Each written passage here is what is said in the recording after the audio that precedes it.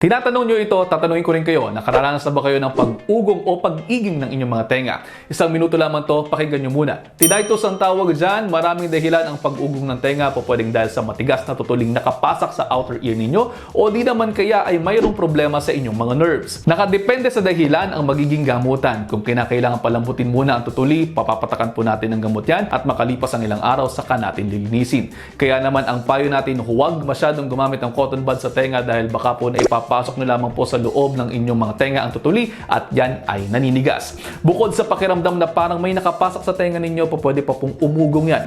Isa pang dahilan ng pag-ugong ng tenga ang nerve damage, kaya mainam na magpa-check up sa inyong mga doktor upang makapagsagawa tayo ng tamang pagsusuri. Kung nabibingi na rin po, mainam na magpatingin po ng grado ng tenga o yung tawag na audiometry para malaman kung ano dapat natin gawin. At ayun, kung mayroon kayong natutunan, pakipusuan, hanggang dito na lamang muna dahil mag-iisang minuto na. I hope you're all 1 minute wiser. I'll see you next time. Ingat.